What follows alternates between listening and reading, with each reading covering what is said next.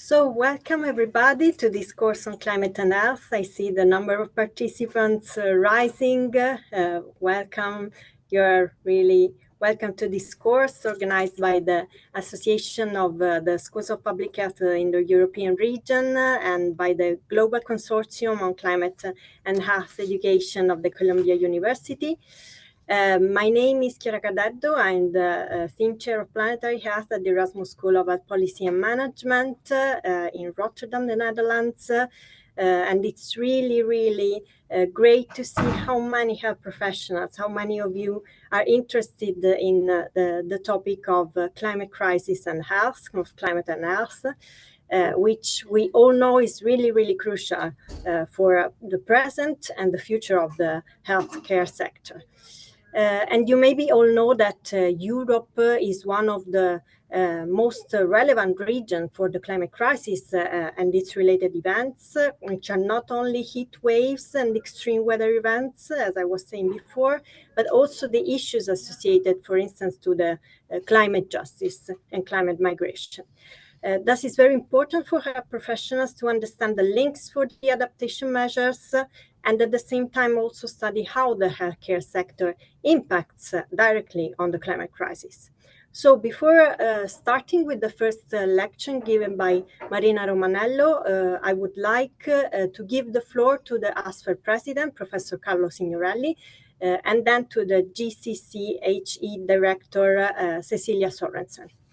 So please, Professor Signorelli, the floor is yours. Thank you.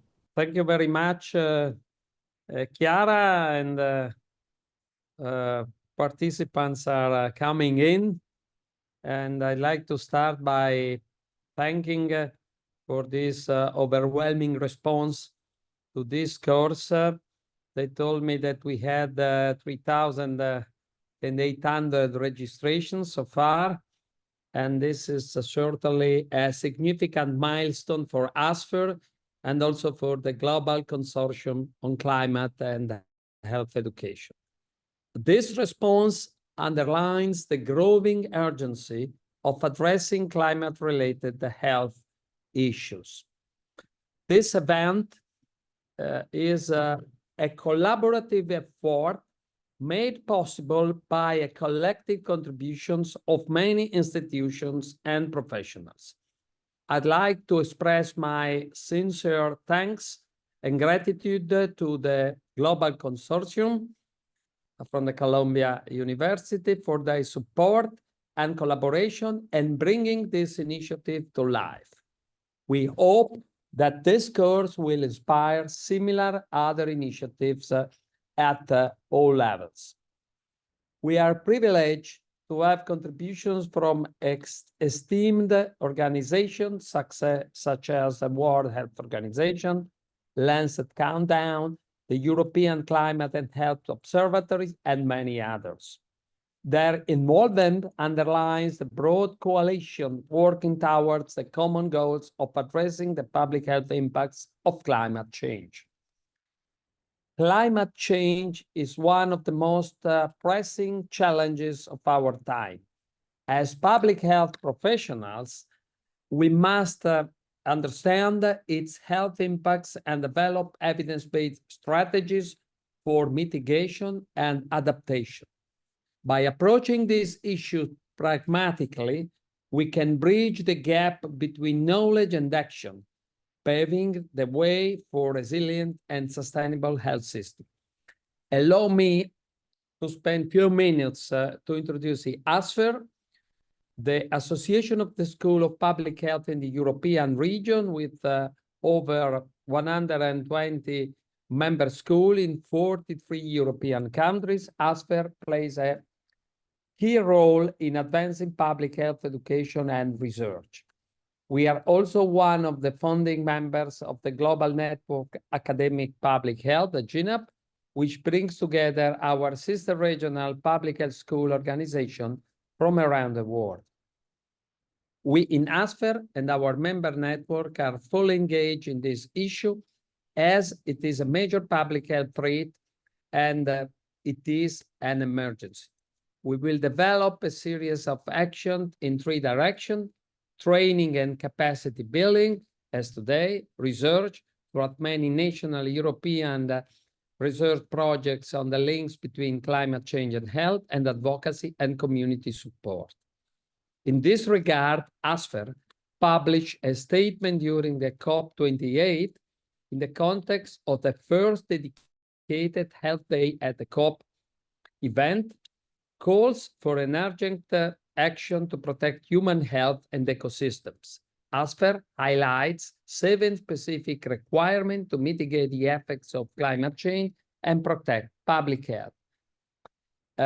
This statement has been published in the Public Health Review Journal, and maybe can be sent to all the participants to this course. In this view, we need to develop knowledge and awareness of the relationship between human health and an ecosystem approach to health.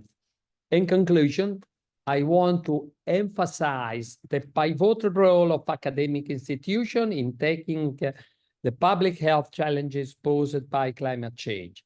This course is an important step capable of developing innovative solutions to protect public health in a changing climate.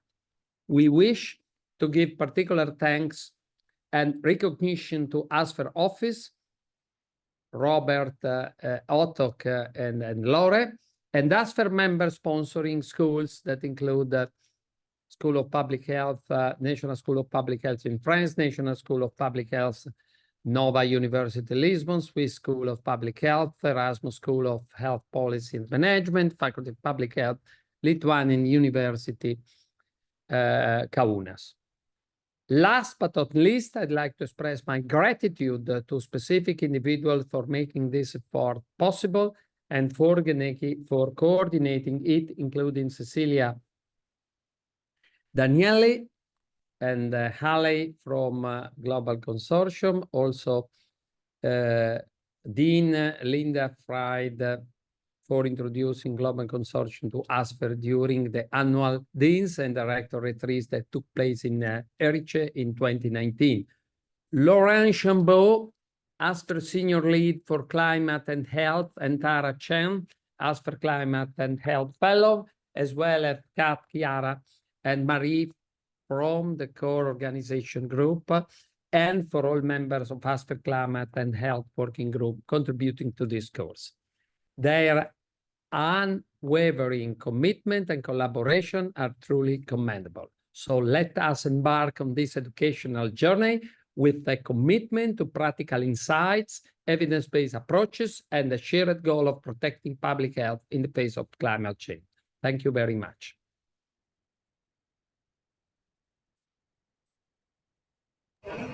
Thank you, Professor Signorelli. Now it's time, yes, to move to Cecilia, please.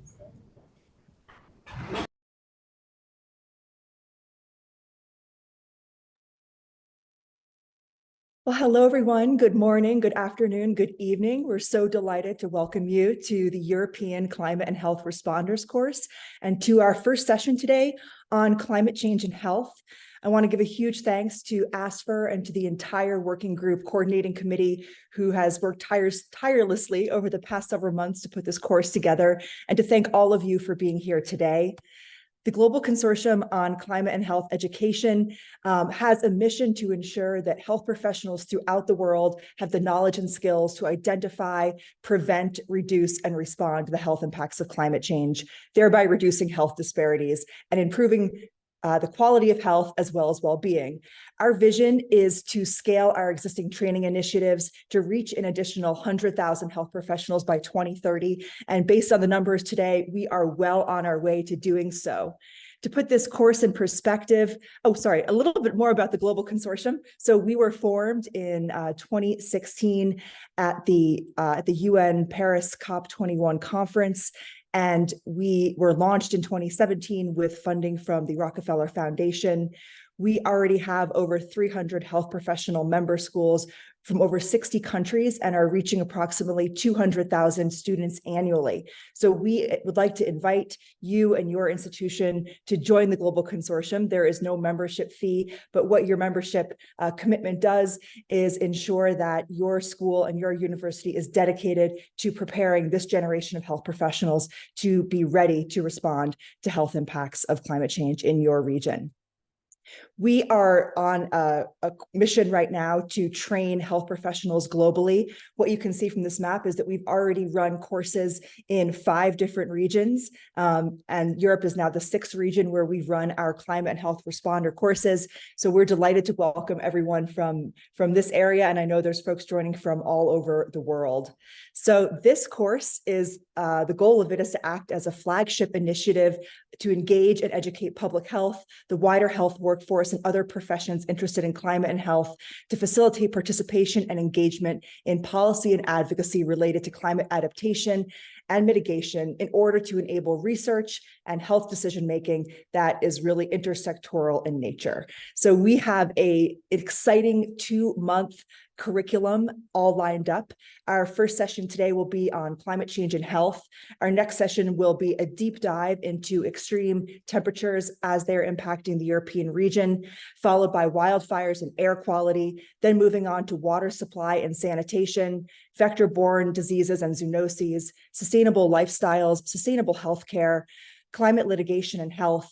Then we'll be talking about communication, engagement, and advocacy in climate change, and then thinking about Europe in a global context as it relates to climate justice. For each of these sessions, we have worked tirelessly to recruit the world's experts and the region's experts in each of these topics to make sure that we're bringing you the most emerging, cutting edge, and relevant information to inform your health practice. Just a few notes about logistics. Each of our sessions are 90 minutes in length, which will start with an expert lecture and be followed by a regional case study presentation. Each session is going to culminate with a question and answer session. What we'd like you to do is to put your questions for presenters in the Q&A, and we will then get to the questions after the presentations have stopped. For those of you who can't make every session will be recorded and posted on our website. There's a link in the chat right now where you can find it. We will aim to post it within 24 hours. And on the website, you will also find reference materials and slide decks. So you have all the information to then go forth and teach this same material to your students and to other interested professionals in your region. We will be giving a certificate of participation for those who are able to attend greater than 70% of the live sessions, so that's more than 7 sessions, and pass an exam with a score greater than 70% at the end of the course. Just so you know, we record your attendance based on you logging in with the same Zoom email address every time. So be sure to use your own Zoom account when you log in, and we will automatically count your participation. At the end of the course, we will send everyone a link to the exam, and that link will be open for 48 hours, and certificates will be awarded on April 16th. We will tell you this information again and again. All this information is also available on the website, and the link to that is in the chat. So a huge thanks again to our incredible working group who put together this course, our entire ASFR team, as well as the GCCHE team. And I'd like to also give a huge thanks to our sponsoring schools, which you can see here. So with that, I'm going to turn it back over to our host for the day. And thank you again for being here. And I look forward to seeing you for the next week, for the next 10 weeks as we go through this exciting course. Thank you so much.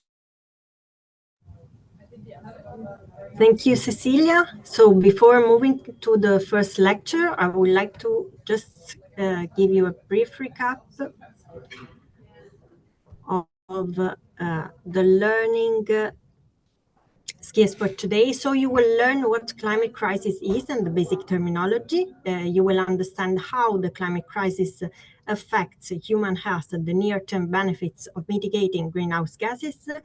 There will be a description of the 3 different holistic approaches to health, so One Health, Eco Health, and Planetary Health. You will learn how to use system thinking to address climate-related health issues. And finally, you will understand what is the role of health professionals in the climate crisis. So now it's time to introduce the first presenter. So I would like to leave the floor to Doris Zjalic, who is resident in public health at Università Cattolica del Sacro Cuore in Rome, Italy. Please, Doris, the floor is yours. Thank you, Chiara. Good morning and good afternoon. It is with great pleasure and some excitement that I would like to briefly introduce the first lecturer of this course, Dr. Marina Romanello. She is the Executive Director of the Lancet Countdown and Climate Change and Health Researcher at University College London. She trained as a clinical biochemist in the Università de Buenos Aires, Argentina, and holds a PhD in biomedical sciences from the University of Cambridge, UK. Her research background spans from toxicology to environmental health and climate change, and she has previously carried out her research in many different institutions. Working as a consultant for NHS, she led a team of researchers in developing its net zero commitments, and she is a member of the Working Group on Health Co-Benefits in Climate Change Mitigation Policies of Italy's Superior Health Council. Please, Marina, the floor is yours. Thank you so much for the kind introduction, and it's great to see so many people online. Thank you to everyone that joined. Obviously, thank you to ASFER and the Global Consortia for putting this course together. I'm going to share screen. Please do let me know if you don't see it for any reason. You should be seeing my screen now. So as you've just heard, I'm the Executive Director for the Lancet Countdown on Health and Climate Change. And I'm going to attempt today to give a very short introduction to climate change and health. We're going to run through the basics of climate change, the links between climate change and health, impacts of climate change, and then perhaps the bit that is the most important, that is, what can we do about it, and what are the health implications of our climate action. So before we delve into health and climate change, given this is the first kind of course that you are at, or the same session, the first session, I think it would be good to start from the beginning and talk a bit about climate change per se. And what you can see on screen are two graphics produced on the left by the IPCC 5th Assessment Report and on the right by the most recent 6th Assessment Report. The one on the left is showing you the carbon dioxide emissions and how they've been changing in time, coming from fossil fuel, cement and flaring, and forestry and land use change. And what you can see here is this very sharp increase, particularly since the mid-20th century, where you see a very, very sharp increase of emissions, particularly coming from fossil fuel burning. This is industrial emissions, this is energy-related emissions, and has led to a big accumulation of carbon dioxide in the atmosphere. This is anthropogenic, so human-made emissions from human activities. And what I wanted to point your attention to is the parallelisms between this rise in global CO2 emissions with the global temperature change. So what you can see on the graph on the right is a very similar shaped graph that shows the sharp increase in global mean temperatures from the 1950s, roughly. And you can see here in this orange or yellowish color, the observed and simulated through climate models current temperature increases. This is roughly what we understand the current climate is. And what you can also see in this graph, that is perhaps the most interesting bit that the IPCC has produced in the latest assessment report, is a counterfactual scenario here in teal, or this kind of bluish color, that shows our models of what the climate would have been if it weren't for human-related greenhouse gas emissions. So only related to natural activities, natural greenhouse gas emissions, and what they would have done to the climate.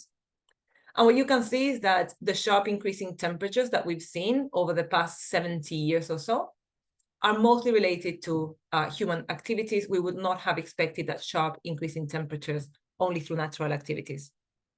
So what this tells us is, well, climate change is almost entirely driven by human activities.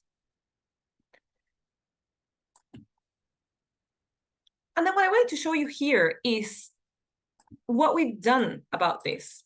This graph, you might have seen it online, is showing the parts per million of carbon dioxide accumulated in the atmosphere, overlaid to what the different international negotiations, mainly of the UNFCCC, of the UN Framework Convention of Climate Change, have achieved in terms of achieving emissions reductions. And I think what we can all agree is that they probably haven't achieved much. Emissions have not reduced. Actually, the pace of emissions and emissions that we're increasingly putting into our atmosphere is increasing year on year. And what I want to draw your attention to is here the Paris Agreement in 2015. That is the current agreement that we're all working against. It's an international agreement that brought countries together in the context of the UN Framework Convention on Climate Change, in which countries agreed on taking collective action to tackle climate change. They've agreed on limiting global mean temperature increase since pre-industrial times to below 2 degrees, preferably below 1.5 degrees. And they've also agreed that there would be common but shared responsibilities in which every country would be responsible to tackling their own emissions. These responsibilities would be differentiated. Different countries have different levels of responsibility.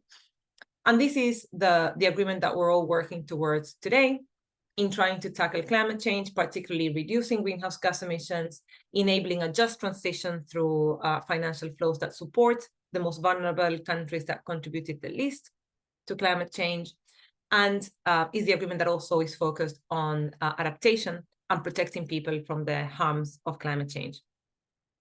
But as I said, greenhouse gas emissions are going up pretty sharply, and we have not been very effective in tackling or curbing these emissions throughout the past 70 years of agreements and so. And why is this important for health? The reason why this comes into the context of a public health lecture like this one is that climate change is affecting our health already through several pathways. I don't expect you to absorb this image. It's a very complex image taken from the Lancet's 2015 Commission on Climate Change. But what I do want you to take from this image is that climate change, and driven mainly by greenhouse gas emissions from human activities, is starting to make changes in our environment, our climate, and other components of the environment, like our ocean, the air, our natural systems. And through many and interrelated pathways, is starting to affect every single one of the pillars that sustain our health. These different pathways, as you can see here through the arrows that cross, that link, interact with each other, often compound each other. And the driving systemic change in the environmental determinants of our health, starting to affect our communicable diseases, non-communicable diseases, physical, mental health, and the socioeconomic determinants of health too. And one of the things that are important to take into account and to always bear in mind is that the way in which climate change affects our health is determined and sieved by social mediating factors, by our socioeconomic position, by social vulnerabilities. And climate change in its own is also affecting these social mediating factors. So the impacts of climate change on our health are complex. They compound each other, they interact with each other, and they're ultimately undermining the very foundations of health.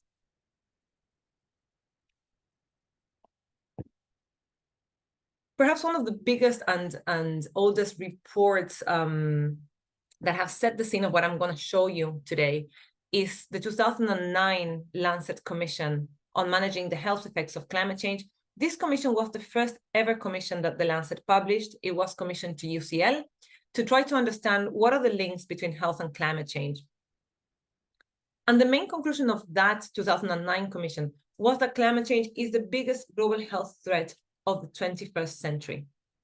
In 2009, this was a very big statement. It was met with a fair degree of skepticism. But fast forward 6 years, the science had moved fast enough, the links between climate change and health, that the Lancet published its second ever commission that revisited the literature up until then. And it had a similar, but importantly different conclusion That is that tackling climate change could be the biggest global health opportunity of the 21st century. And it is this shift from understanding that climate change is a threat to health to understanding that our actions to tackle climate change could be an enormous health opportunity that underpins much of the work that I'm going to show you now. The second Lancet Commission, the one I'm showing you here on screen, was published in 2015, the same year that the Paris Agreement entered into force. And one of the recommendations was that we needed to monitor progress in terms of how our actions to tackle climate change are enabling or could be enabling a healthier future. And off the back of the Paris Agreement, we understood that there was an urgent need to make sure that our actions to deliver, to tackle climate change would always maximize human health and well-being. So that is how the Lancet Countdown was born. It was born off the back of that second Lancet Commission with the purpose of monitoring the progress towards tackling climate change and identifying opportunities for health-centered, health-benefiting climate action. And this is a consortia that today brings together over 270 researchers around the world through a global and 6 regional centers. It brings together almost 100 research institutions. I'm showing you here the partner institutions that contribute to our global effort. And as you can see, it involves universities from all around the world. And from the global perspective, we have been publishing these annual reports every year in the Lancet ahead of the UN climate negotiations of the COP agreements. And much of what I'm going to show you today comes from this one that you can see on screen, the 2023 report, our most up-to-date assessment of the state of climate change and health globally. And this report has almost 50 indicators that monitor both the evolving impacts of climate change to our health, as well as the opportunities and the benefits that are coming or could come from accelerated climate action. So what are the opportunities that this brings? So unless I marked otherwise, much of all of what you will be seeing now, unless there's a different note in the slides, comes from this report, and you can visit it online, find a lot more about our data there. So I have 5 key messages for you today. The first key message is that today we're at 1.14 degrees of global mean decadal heating, and we're already seeing climate change increasingly claiming lives and livelihoods all around the world. We see that no region of the world is untouched by the health impacts of climate change. And perhaps the most concerning finding is that those that contributed the least to global greenhouse gas emissions and the most underserved communities, the most vulnerable communities, are the ones that are being hit the hardest and most affected. And this means that climate change is exacerbating global health inequities, with the most vulnerable, worst affected. When we talk about climate change, the first thing that comes into mind is obviously increasing temperatures, rising temperatures. And rising temperatures lead to a high burden of disease. We know that they exacerbate chronic health conditions, heart disease, lung disease, respiratory illnesses. They can lead to acute kidney injury. They can also lead to adverse birth outcomes. They can threaten unborn children. They can threaten pregnancies and pregnant women. They also make outdoor labor, outdoor physical activity increasingly difficult because of the high temperatures, because of the risk that it entails to health, and because it reduces the effectiveness of our outdoor activities and our activities under the heat. And it can obviously also lead to heat stress and heat stroke, which is a medical emergency. So through global models, because there's a big scarcity of reported data, but through global models, we estimate that since the 1990s, heat-related deaths of adults over 65 years of age, a very vulnerable age group, have increased by 85% in the latest decade. And what is more telling is that this is more than twice the increase we would have expected under constant temperatures if temperatures hadn't changed. So we know that climate change is one of the biggest drivers of the increase in heat-related mortality that we're seeing, that compounds with the fact that our population is aging and vulnerabilities are increasing alongside a higher burden of non-communicable diseases. This has an enormous burden to our health systems, obviously, has an enormous burden to society. And what we estimate is that the monetized value of these lives lost rose to 164, sorry, that should say million there in the slide, that in the past few years. What I also wanted to draw your attention to is this graph down here, where you can see the average annual heat-related deaths of adults over 65 years of age per 100,000 inhabitants. And as you can tell very clearly, the region that has the biggest burden of mortality from heat exposure is Europe. And it's also one of the regions that saw the biggest increase in heat-related deaths since the early 2000s.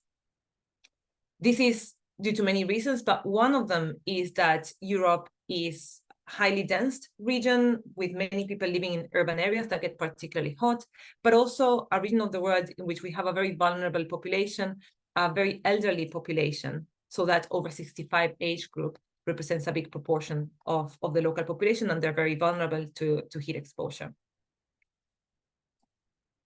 But as I said, heat exposure not only affects health in terms of mortality, it also reduces our capacity to do physical activity outdoors. And this has an impact on our labor productivity. And we know that there's physiological limits to the physical labor that can be done outdoor in high temperatures.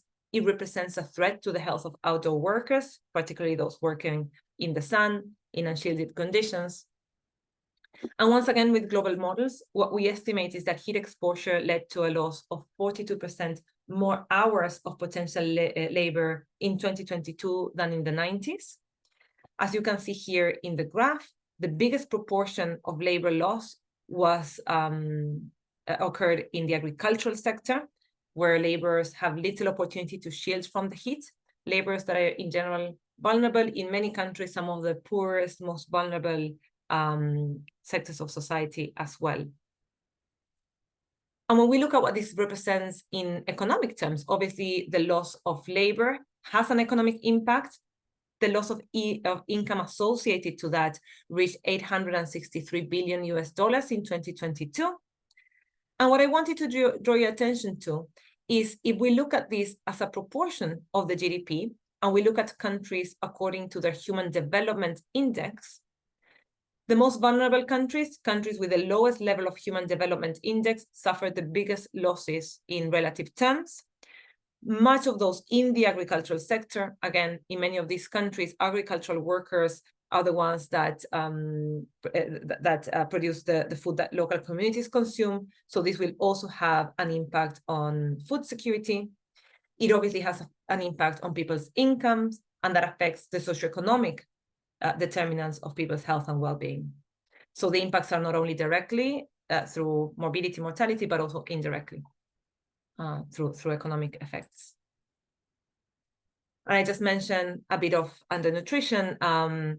We're seeing already that the increased frequency of heatwave days and drought events through disruption of agricultural productivity, disruption of supply chains, loss in income and purchase power is already leading to increased levels of food insecurity, of people not being able to access the food they need to meet their nutritional needs.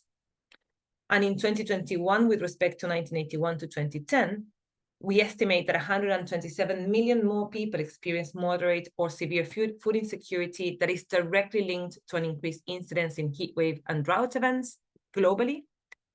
And that even in Europe, we're seeing some of this happening, with the increased incidence of heat waves and droughts associated with 1.6 percentage points higher moderate or severe food insecurity in 2021 than in 1981-2010. So we're already seeing the signal of climate change interfering with food insecurity and obviously increasing the risk of malnutrition. And with the change of weather patterns, with the change of rainfall, of humidity, of temperature, we're also seeing that many infectious diseases, particularly those that are transmitted by vectors, by food, by water, by air, are changing their geographical range. New locations are becoming suitable for transmission of infectious diseases where they didn't used to be transmitted locally before. And here I'm showing you the case of malaria, where we see that the changes in the climate has led to 10% more of the global land area coming increasingly newly suitable for the transmission of malaria than in the 1950s. And as you can see here in the map, we're seeing this particularly in Nordic areas. We see much of this in Europe, where conditions have become now suitable for the local transmission of malaria by Plasmodium falciparum. And another pathogen that becomes quite relevant for Europe is the transmission of non-cholera Vibrio pathogens that are transmitted in brackish waters, and they can lead to skin infections, to gastrointestinal infections, to potentially lethal sepsis. And we're seeing that because the temperatures of the seas are rising, coastal brackish waters are becoming increasingly suitable for the transmission of Vibrio pathogens. And Europe is one of the most affected regions. We're seeing that it's the region of the world that saw the biggest increase in the length of coastline that is suitable for the transmission of Vibrio, increasing by an average of 142 kilometers annually. And now 17% of its coastline is suitable for the transmission of these pathogens. We're, as well as malaria Vibrio, seeing an increase in the environmental suitability for the transmission of many other infectious diseases. A clear example is dengue, chikungunya, Zika, diseases that are endemic to very vulnerable countries, and many neglected tropical diseases are also becoming increasingly suitable for transmission, undermining local control efforts, putting increased pressure on health systems, and particularly putting pressure on health systems that are not used to seeing or dealing with these diseases. So we're finding regions of the world that are seeing more and more local cases of transmission of pathogens that they don't have the infrastructure to deal with. And I've spoken about a few of the health impacts of climate change. There's many more. We're seeing impacts through extreme weather events. We're seeing impacts through loss of water security. We're seeing the impacts of increased risk of malnutrition, as I said, migration. But the important thing to take into account is that while we look at these individually, these impacts don't happen in isolation. What you can see on the map is, again, an image from the IPCC's 5th assessment report, looking at the physical impacts of climate change, not particularly the health impacts, but yes, the physical impacts. But what I wanted to draw your attention to is that there's no region of the world that remains untouched by the impacts of climate change, and that often there's multiple impacts that occur together. So this will compound each other. They will add extra pressure on our health systems. They will mean that the underlying health of the population is reduced, and the vulnerabilities are therefore increased. And all of what I've been talking to you is what we've seen up until now. As I said, we're at currently 1.14 degrees of mean temperature increase. But we're currently headed, according to current policies and actions, towards 2.7 degrees of heating. This is while the Paris Agreement has committed us to limiting temperatures to 2 degrees. We're currently on track to 2.7 degrees of heating, which means that everything that we've seen up until now could be just a very early glimpse into a very dangerous future. And once again, we've done projections of these estimates. And what we're seeing is that even if we manage to limit global mean temperature increase to 2 degrees by the end of the century, about pre-industrial times, already by the 1950s, we could see heat-related deaths of people over 65 years of age increasing by 370% with respect to current levels. We could see a 50% increase in the labor hours lost due to heat exposure. We could see almost 500 million additional people becoming food insecure as a result of the increased incidence of heat waves. We could see the transmission potential for dengue increasing by almost 40%. And across every single one of the health risks of climate change that we're monitoring, we see that the threats to health, the threats to people's well-being, increases disproportionately under a 2-degree world. And as I said, we're currently headed towards a 2.7 degree world. So what this is showing us is that the threats, the hazards, and the pressures to our health system will increase disproportionately, even in a 2-degree world. And it underlines the absolute imperative of limiting global mean temperature increase as much as possible, as close to 1.5 as possible.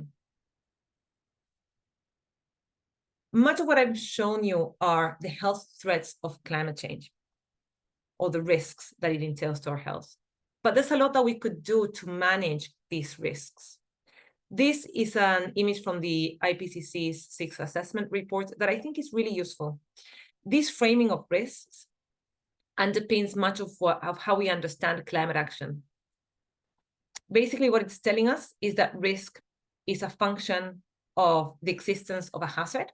This could be, as you see here, the occurrence of a heat wave, droughts, flood, extreme weather events, spread of vectors. Exposure to that hazard, people that are exposed to the elements, people that are exposed to infectious diseases, that don't have access to water or are exposed to waterborne pathogens, that live in vulnerable housing. And then vulnerability. This is determined by intrinsic characteristics of susceptibility like age, gender, underlying morbidity, but also to socioeconomic conditions that determine that vulnerability. Poor housing, pre-existing health conditions, characteristics of health system, not having good access to healthcare would increase the vulnerability. This determines the level of risk that, as a probability, also determines the impacts of climate change. Now, we can do much to affect each of the components of this risk function. We can reduce our vulnerability. We can reduce our exposure, protect people and shield them from exposure to extreme weather events. Much of this through what we call adaptation, what we do to reduce the adverse outcomes from the effects of climate change. And we can also reduce the hazards. We can reduce the hazards by limiting global mean temperature increase, reducing the hazards of climate change per se, but also by, for example, having better flood control measures, by having less vector transmission or vector breeding sites. So there's a lot that we can do to reduce the risk of climate change by adaptation and by mitigation still. So looking a bit about adaptation. What I'm showing you here is one of the examples of what can be done in terms of adapting our health systems to the increased threats of climate change. And it has to do with early warning systems, with the implementation of early warning systems to climate-related health hazards, particularly for the hazards that you're seeing on screen. So once again, what I'm showing you here is different hazards with countries tiered according to the Human Development Index. And what I wanted to show you here is that when we tier countries according to Human Development Index, across each and every one of the climate-sensitive illnesses that we see, we have the same gradient in the implementation of early warning systems for health. You see this ladder, whereby it is generally the very high and high Human Development Index countries that are leading the efforts in terms of implementation of climate-related early warning systems, and low and medium Human Development Index countries that are lagging in the implementation of these adaptive responses.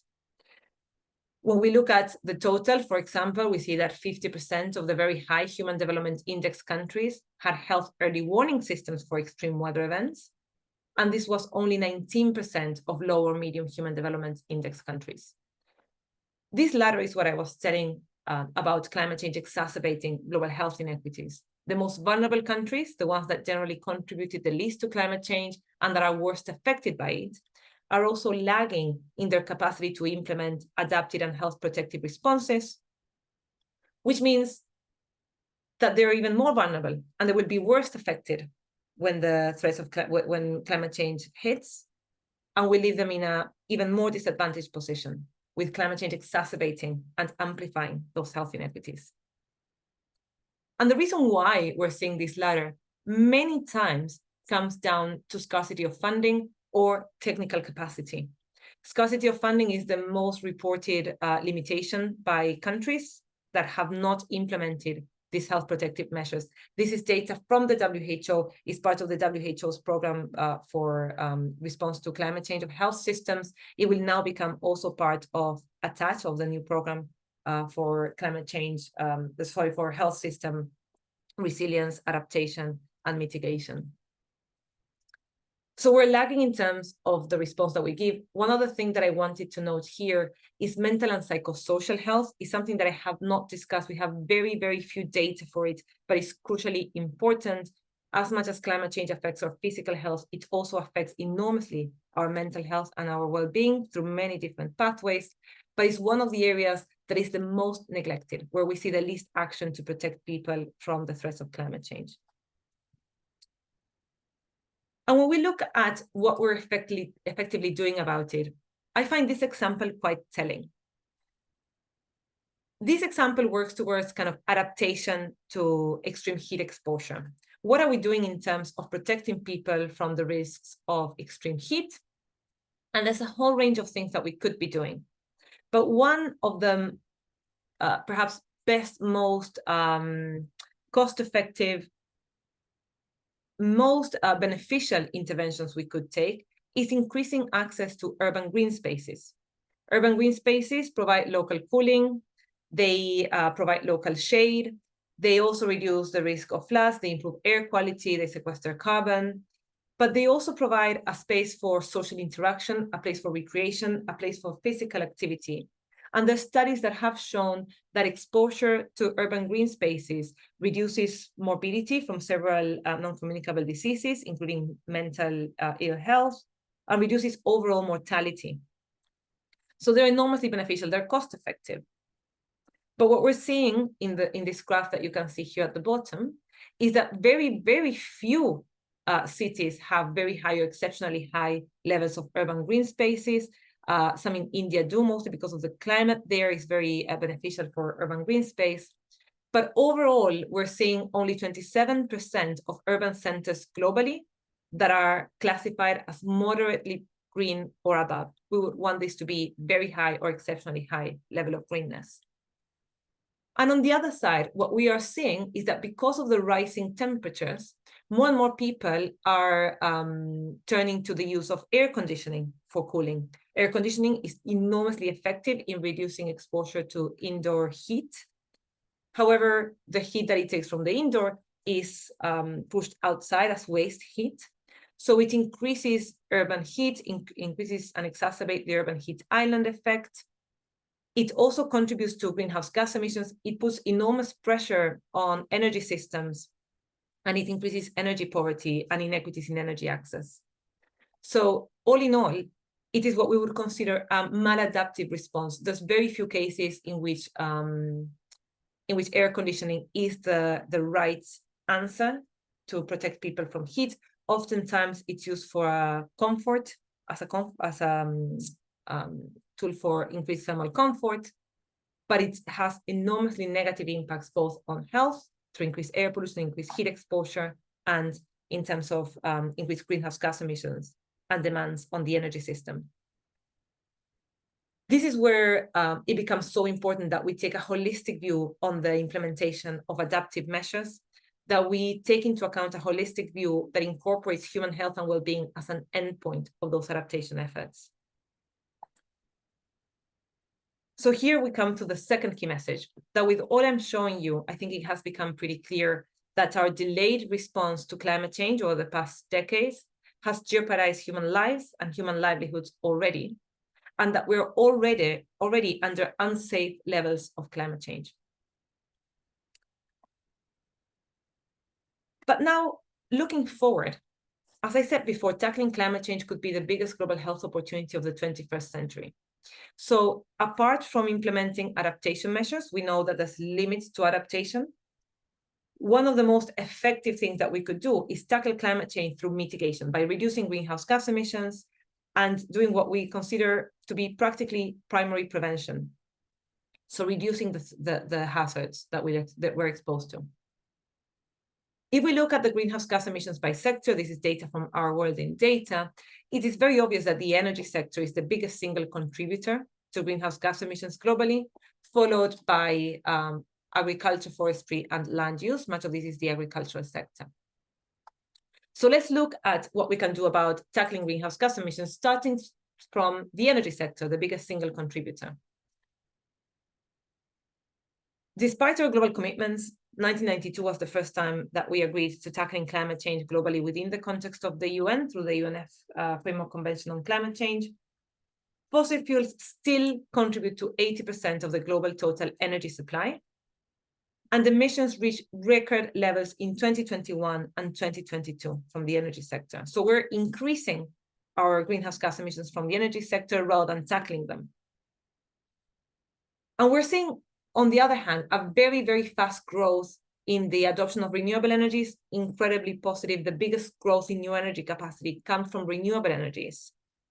We expect renewable energy growth to override fossil fuel-based growth in the near future, in the next few years. But what we're still seeing is that clean renewable energy, that is mainly solar, wind, geothermal, tidal, makes up only 9.5% of all global electricity generation. And when we look at what this looks like in terms of countries with different levels of Human Development Index, again, a very clear gradient. And what I wanted to draw your attention to is the huge difference in the adoption of these renewable energies between very high Human Development Index countries and low Human Development Index countries.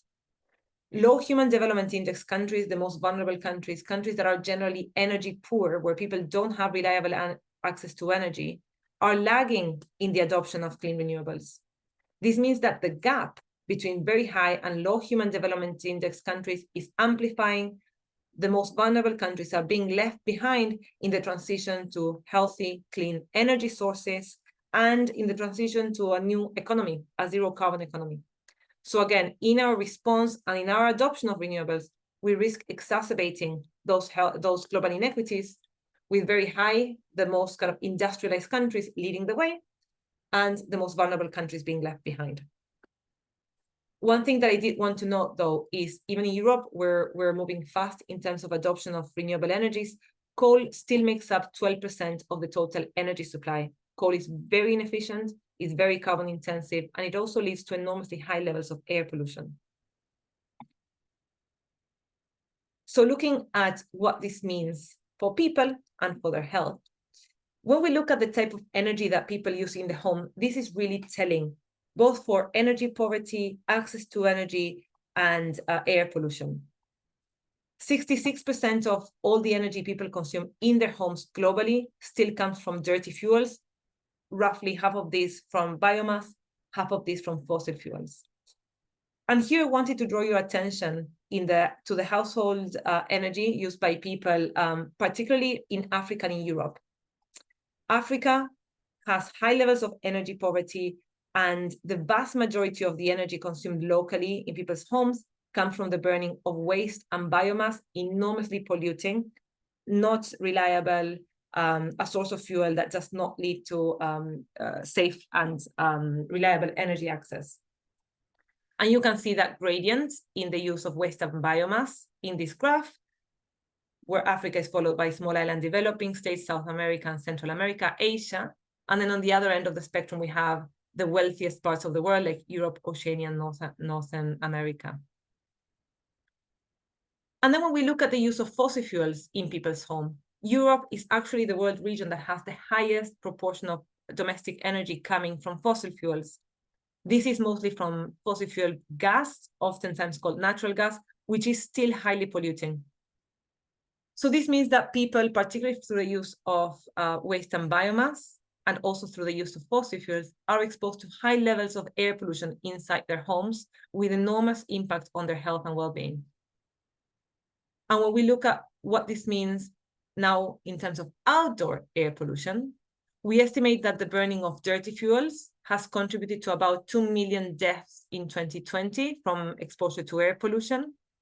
And Europe is by far the world region with the highest mortality related to outdoor air pollution globally.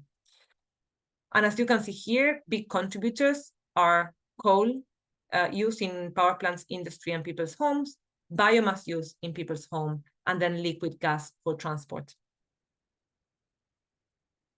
So this is the cost of not having acted fast enough to adopt more rapidly clean renewable energies. These deaths are avoidable. And there was a recent paper that estimates that this could be about 5 times higher than our estimates. Transitioning away from dirty fuels, therefore, offers the opportunity to clean our air, to reduce our burden of disease from air pollution exposure, and it makes sense in terms of those co-benefits. And one of the big areas of co-benefits, as I said before in this slide, comes from the transport sector, where we're still using enormous amounts of liquid gas. 95% of all road transport energy is still fossil fuel based.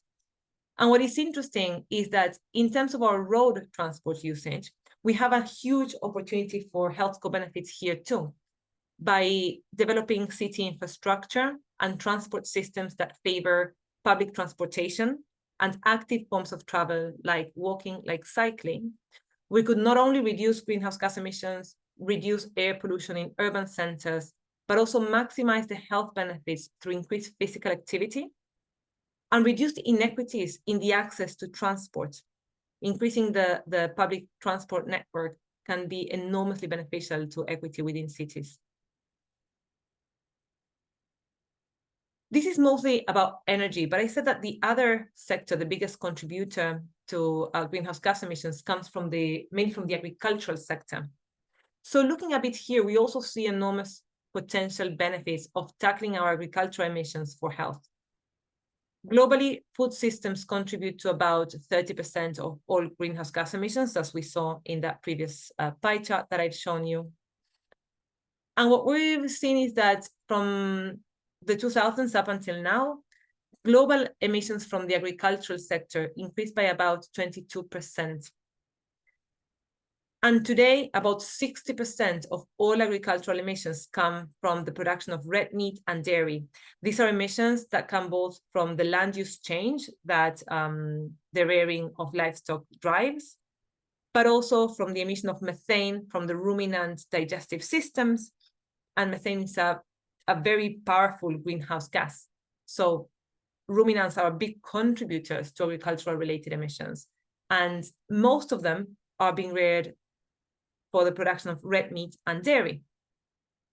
So when we see the counter side of that, in 2020, we estimate that there were about 10 million deaths associated with insufficient consumption of nutritious plant-based foods that are less carbon intensive, and to excessive consumption of the dairy, red, and processed meats that contribute to these 57% of agricultural emissions. If we look at how this is distributed globally, Europe is one of the world regions that is worst affected by insufficient consumption of fruits and vegetables and excess consumption of red meat and processed meats.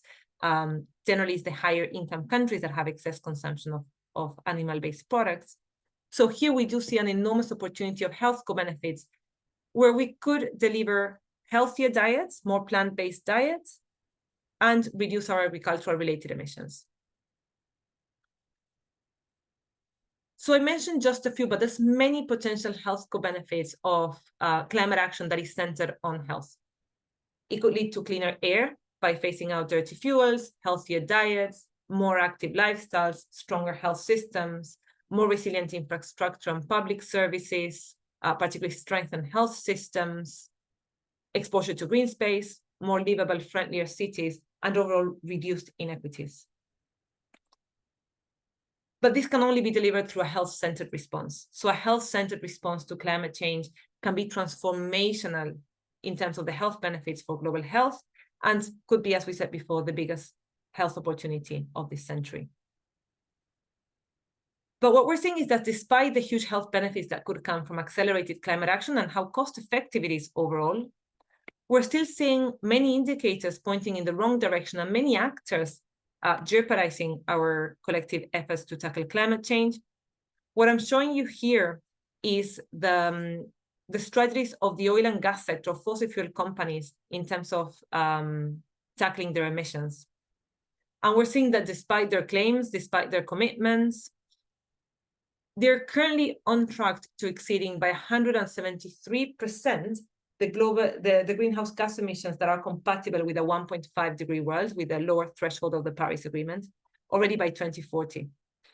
And this is even worse from where they were at last year, where they've increased their plans to produce oil and gas since 2022 to 2023. So private oil and gas companies are expanding the oil and gas production plans, completely undermining the efforts towards meeting the Paris Agreement goals. And they're not acting alone. Obviously, there's a lot of finance that is favoring these activities. So when we look at what private banks are doing, we see that private bank lending is still increasing their lending to the fossil fuel sector. And that since before the Paris Agreement, they've increased the lending to the oil and gas sector from 549 billion per year to 572 billion in the years after the Paris Agreement was entered into force. And this is 22 of the 40 biggest private lenders increase their fossil fuel investments. So they're promoting the expansion of oil and gas. And this is not only the private sector lending, it's also public spend. We're seeing that countries all around the world continue to subsidize the use and burning of fossil fuels. When we look at all of the carbon taxing instruments and all of the fossil fuel subsidies, we see that 68 of the 87 countries that we've analyzed had a net negative carbon price, meaning that they were effectively overall still allocating public resources to subsidizing oil and gas, to promoting the consumption of oil and gas and to making oil and gas prices artificially low, promoting also the profits of the oil and gas sector. In 2020, the year that health systems, as you very well know, were on their knees with the COVID-19 pandemic, these 87 countries allocated collectively $305 billion to fossil fuel subsidies.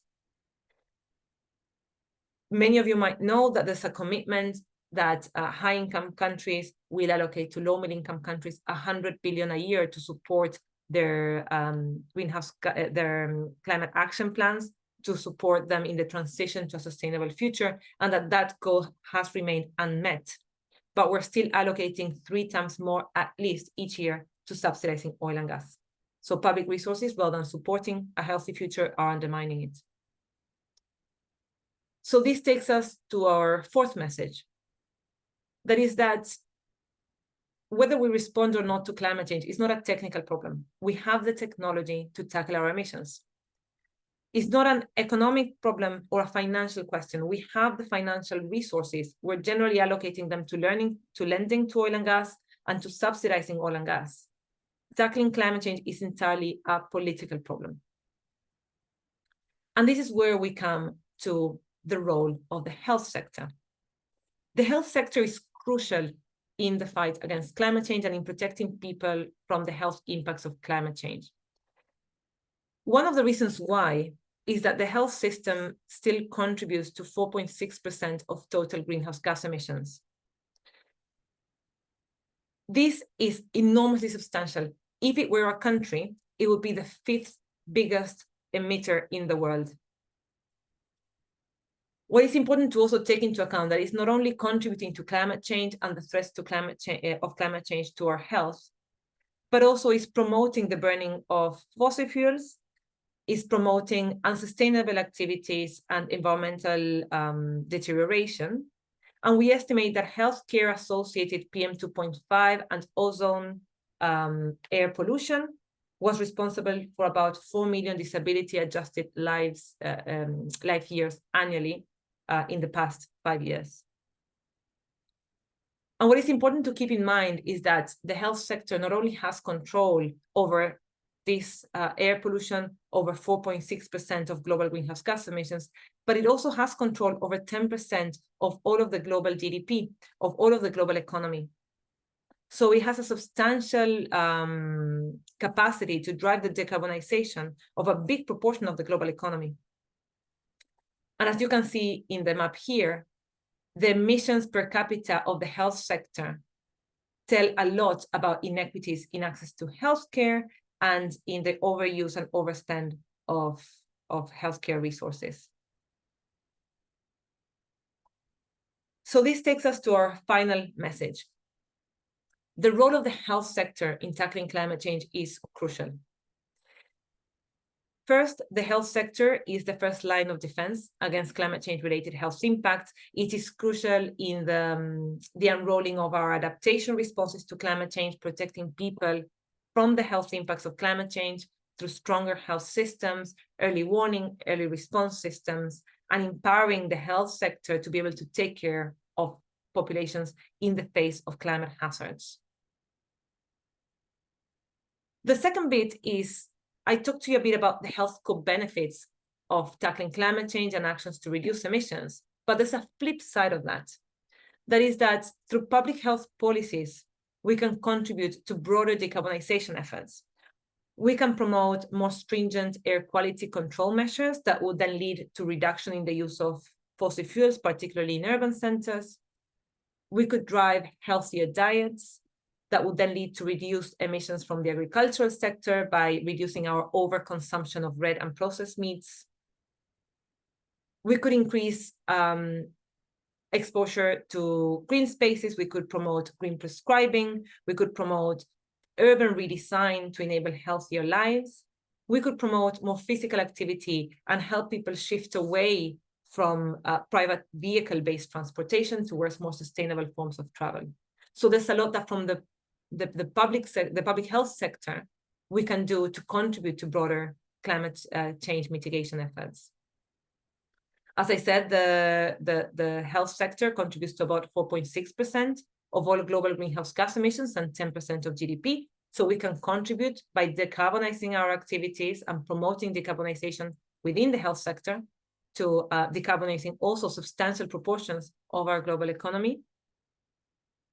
And most importantly, health professionals are essential to be sitting at the table where climate change policies are being crafted to ensure that they are delivered in a way that maximizes human health and well-being, that minimizes adverse and unintentional adverse outcomes, and that truly enable that healthier, thriving future for all populations with reduced inequities and improved overall determinants of health. So with that, I thank you very much for your attention. If you want to learn more about the data of our latest report, you can visit lancetcountdown.org or follow us on Twitter. And of course, feel free to send me any messages.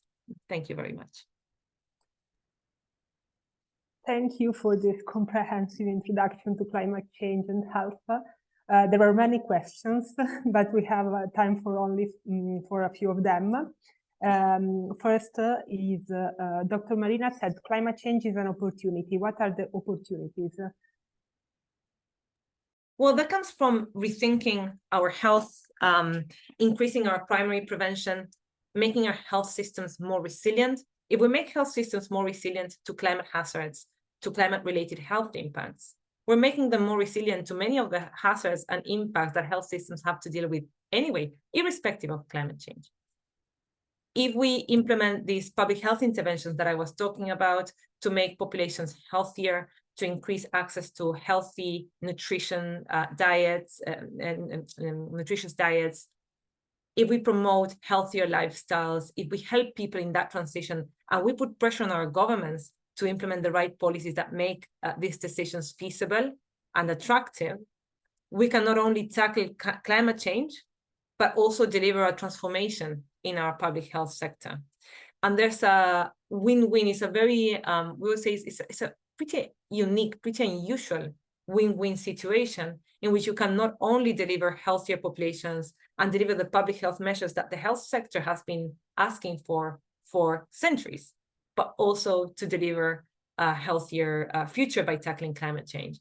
So much of this goes hand in hand, and it's the opportunity of the health sector to rise to the occasion and deliver them through a health lens. The fact that COP28 for the first time had a health day underscored the opportunity for the health sector to be part of that conversation and to drive forward much of these interventions. Thank you. The last one, how are heat-associated deaths defined and how heat exposure lead to potential labor loss? Sorry, for potential? Labor lost. Labor. So heat affects health in many different ways. The most obvious case of heat-related mortality has to do with heat stroke. That is when you have a hyperthermia that cannot be controlled and that becomes a medical emergency. So that is the lack of capacity of the health system to cool down, of the body to cool down. Those deaths are a small proportion of all heat-related deaths. The way that we define them through the indicator that I've shown takes into account all non-injury cause of death. So it takes into account the fact that heat will also add extra stress to the body, that it will exacerbate underlying health conditions, put extra pressure on our cardiovascular system as it tries to cool down, on our kidneys, on our respiratory system, and will therefore, for people that already have an underlying health condition, it will tip them over the edge. So it will exacerbate those underlying health conditions and could lead to death that is not often directly or immediately linked to climate change, but that we do see a big association, a big spike in those types of death during heat waves or extreme heat events.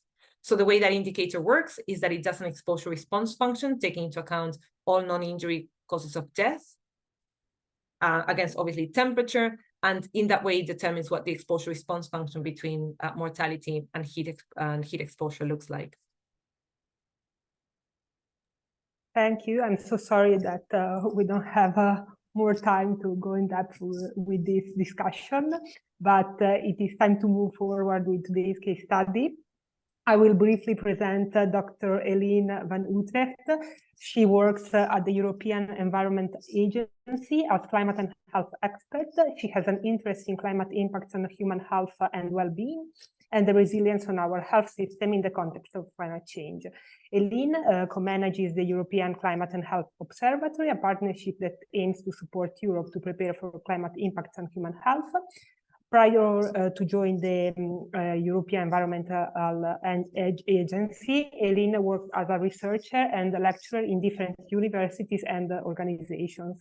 She holds a PhD in bioscience engineering. And Eline, over to you. Thank you for this introduction, Doris, and it's my pleasure to be part of this lecture, of this course of 10 sessions, which is very relevant. We have heard Dr. Romanello talking about all the different impacts of climate change on human health. So we cannot escape from it, and it's very good that this course is here now, and I'm happy to contribute to it.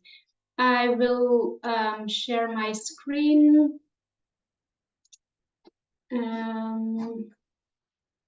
So I hope you can see it now and in full screen mode.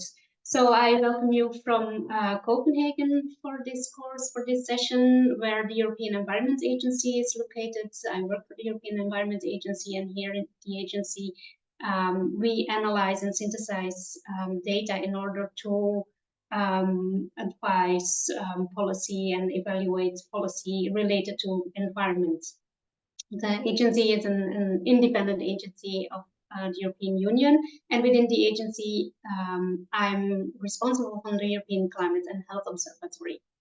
The observatory is a partnership, meaning that it brings together several expert organizations, and it's managed on a day-to-day basis by the European Commission, more specifically DG Klima on climate action and DG Sante on human health, together with the European Environment Agency.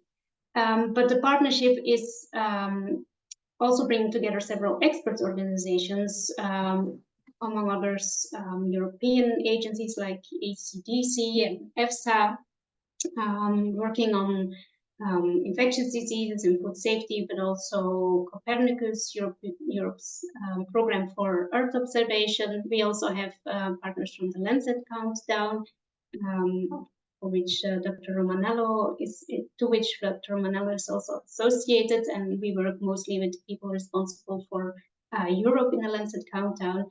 There's Eurofound, the European Foundation for improving conditions, living and working conditions. There's WHO and its regional office for Europe that is part of our partnership. And there's IANFI, the Public Health Institute Association, and ASFR is also a partner that joined last year our partnership. So we are very happy to be able to work with all these people, because the aim of the observatory is to support Europe in becoming more resilient against the climate change impact on human health. And we do so by bringing together different experts or organizations who have an interest in this, and through collaboration can excel in supporting Europe in becoming resilient. And we do so by providing access to several resources that inform about human health and climate change. These resources are accessible through the portal that we have, and they cover information on policy, but also indicators on impacts, risks, and responses. How can we be more resilient towards climate change?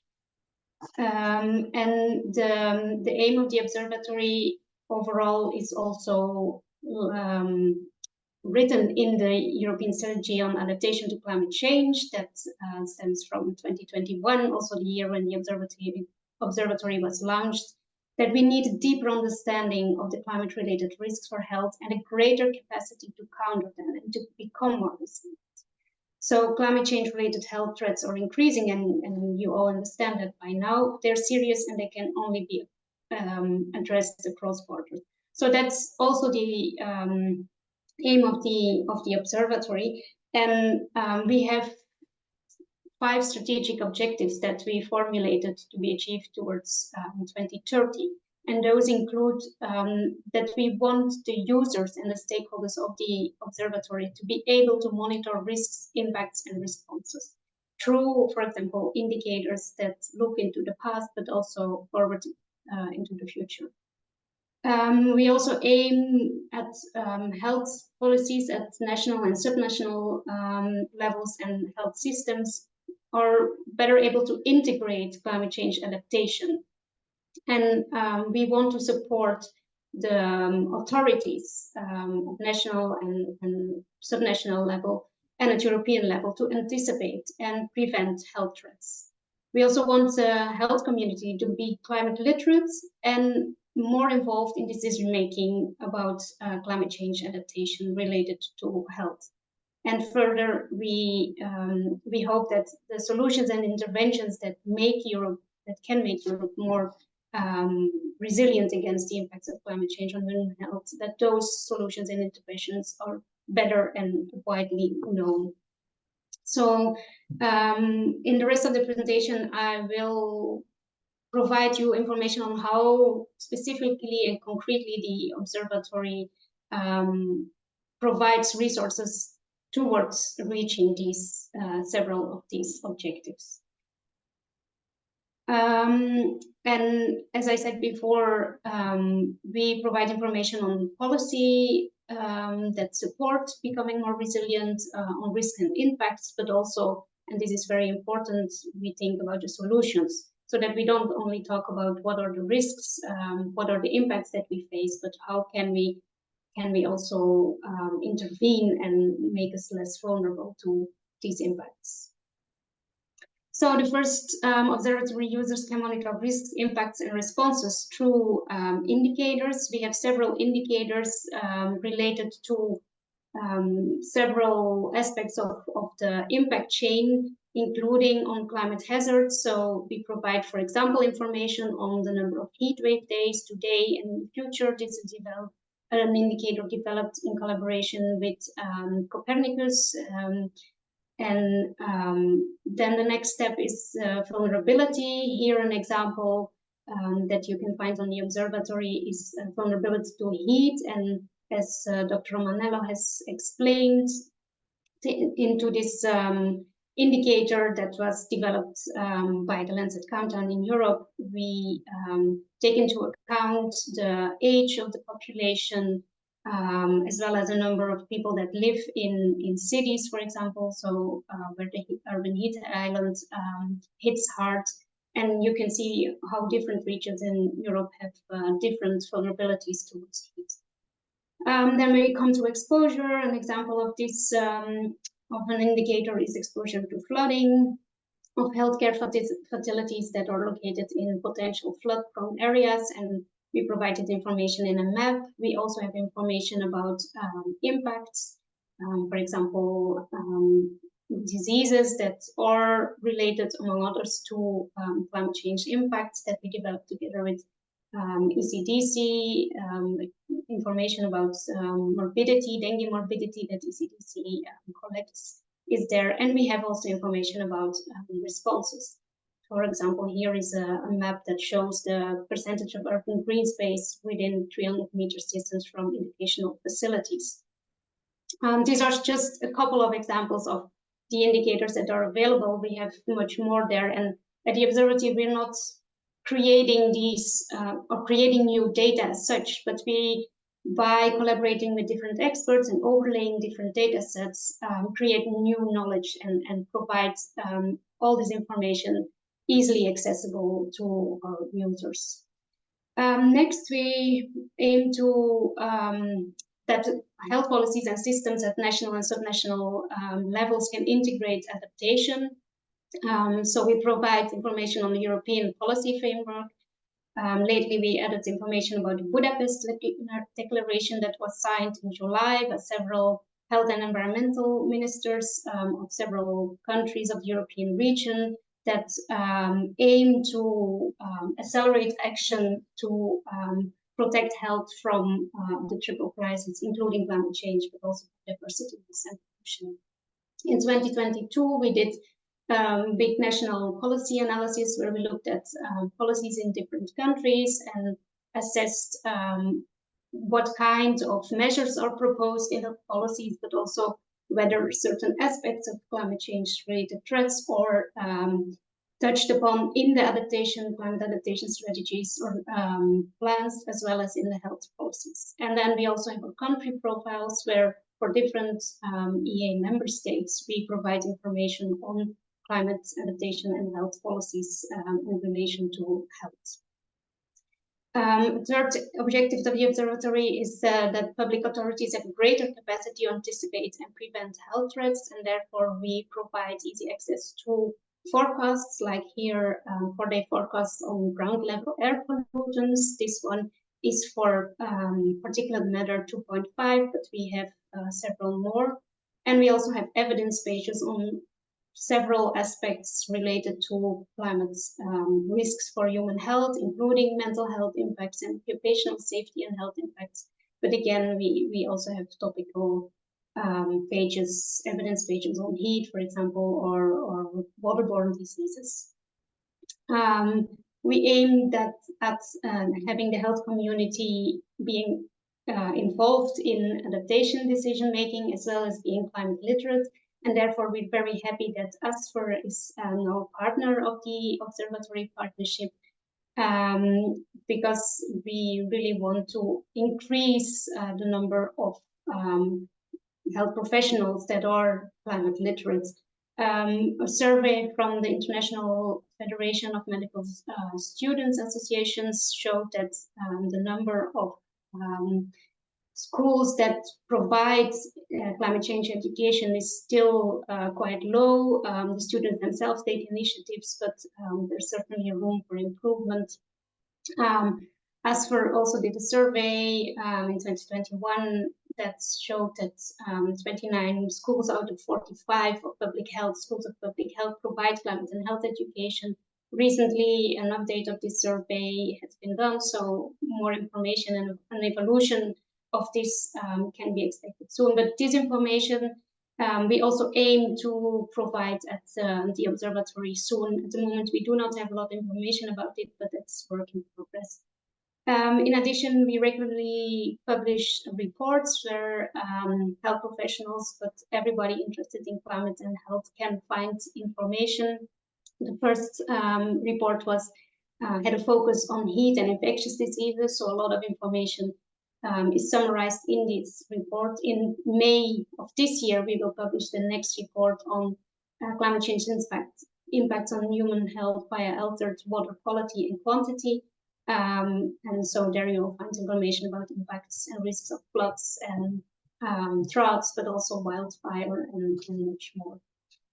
And then finally, the last aim of the Observatory is making adaptation solutions in public health and healthcare interventions more widely known. And I think this is very important because apart from speaking about the risks and the impact, it's also good to know what is possible in terms of interventions in becoming more resilient. And therefore, we have our case studies. These are practical implemented examples in different member states that we provided forum for. So we published these case studies with several aspects of information, including what are the costs and benefits, how long did it take to implement it, what are the co-benefits, how does it advance health, for example, in climate change context. All this information is available on the website. We have several examples. The first one is one on nurses' climate change challenge in Europe, a campaign to engage health professionals on the impact of climate change on health. And we hope that these and many other case studies can be an inspiration for other countries to also implement the solutions and maybe change them a bit to fit their own conditions. And these case studies will be central to the rest of the sessions of the course that you're following now, as I understood. And we at the Observatory are always looking to add more case studies. So if you have a case study from your country, a European country that is in which you worked on reducing the impact of climate change on human health, then please reach out. And with that, I want to say thank you for engaging yourself in this important topic. Thank you that we could present the Observatory, and we hope to see many of you visiting the Observatory and make use of its resources. Thank you very much, Eline, for this insightful presentation. I think we have time for a very quick question from a participant. We have David asking, how do you raise climate and health literacy among the population, but also among EU and EU national policymakers? Yes, that's indeed a very important task that we have. So we try to provide the information in an easily digestible way, so targeted to the different audiences that we want to speak to, making it palatable, so providing the facts, but also in a way that people, maybe the policymakers with limited time, that they can read it in a short amount of time, but still understand the basics. Also, as I have been stressing throughout the presentation, it's not only about the impacts and the risks, but also about the solutions. So we try to combine those two aspects and to make it more actionable. For the health professionals, at the EEA, of course, we're an environment agency, so we partner up with the right partners like ASFR, who has connections to public health professionals. We partner up with INFI of the National Public Health Institute in order to make sure that we use the right language, that we can reach the right networks with the information that we have. And those partners are very effective in engaging all those people, all the relevant health professionals, and making sure that they are aware of what is at stake and how they can contribute to this. Thank you. So unfortunately, we're running out of time, but I would like to thank the speakers, of course, Marina and Eline, and the organizers, and just to share with all the participants a final important information that is this. So please complete the post-session survey. You can scan the QR code, or there is also a link in the chat. And thank you very much again, and see you all next Tuesday.